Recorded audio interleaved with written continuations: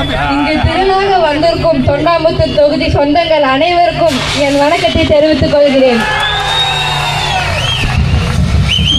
முதலில் உங்களுக்கு 2021 சட்டமன்ற தேர்தலில் அப்பாவை ஜெயிக்க வைத்ததற்கு என் குடும்பத்தின் சார்பாகவும் என் சார்பாகவும் நன்றியை தெரிவித்துக் கொள்கிறேன். இந்த முறையும் அப்பா தொண்டாமுத்தூர் தொகுதியில 4வது முறையாக நிற்கிறாரு. நான் அப்பாவுக்கு ஓட்டு கேட்பதே பெருமையாக நினைக்கிறேன். ஏன்னா நம்ம கோவை மாவட்டத்திற்கு நிறைய திட்டங்களை கொண்டு வந்து அதை செயல்படுத்தியிருக்காரு. இப்ப நம்ம எங்க பார்த்தாலும் அவர் கொண்டு வந்த சாதனை திட்டங்களை நம்மால் பார்க்க முடியும். நம் புரட்சி தமிழர் எடப்பாடியார் அவர்கள் நம் கோவை மாவட்டத்தின் வளர்ச்சிக்காக அப்பா கேட்ட அனைத்து திட்டங்களையும் நிறைவேற்றி கொடுத்திருக்காரு. அவருக்கு நம் எல்லோர் சார்பிலும் நன்றியை தெரிவித்துக் கொள்கிறேன்.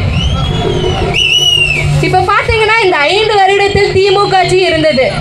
ஆனா நம்ம கோவை மாவட்டத்திற்கு எந்த புதிய திட்டங்களையும் கொண்டு வரல.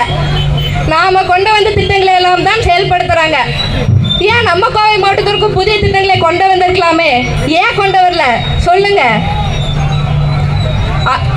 புரட்சி தமிழர் எடப்பாடியார் ஆட்சியில் அப்பா உள்ளாட்சித்துறை அமைச்சராக இருந்தபோது நம் கோவை மாவட்டத்திற்கு அதிகமான தார் சாலைகள், பாலங்கள், அரசு கல்லூரிகள், அரசு மருத்துவமனைகள், அரசு சார்ந்த கட்டிடங்கள், கூட்டு குடிநீர் திட்டங்கள், குளங்களை தூர்வாறுதல் போல பல திட்டங்களை கொண்டு வந்து அதை நிறைவேற்றி கொடுத்திருக்காரு.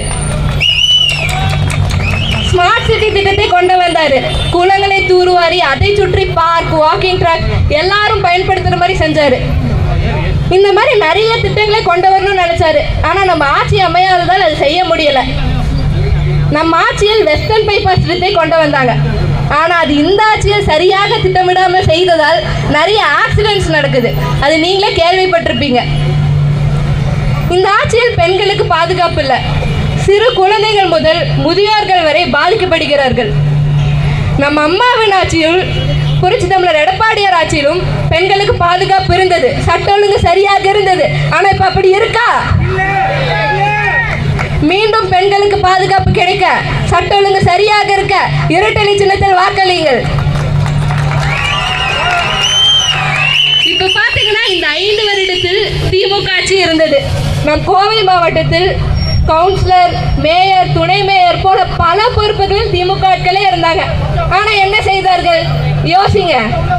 இப்ப இந்த வார்டுல கூட ரோடு போடுறதோ, குப்பைகள் அள்ளுறதோ, அந்த மாதிரி சின்ன சின்ன வேலைகளும் கூட அவங்க சரியா செய்யல. இந்த 5 வருடத்தில் நம்ம ஆட்சி இல்லைன்னா கூட அப்பா தொகுதிக்குள்ள இருந்து உங்களுக்கு தேவையான அனைத்து உதவிகளையும் முடிஞ்ச அளவுக்கு செஞ்சுட்டு வர்றாரு.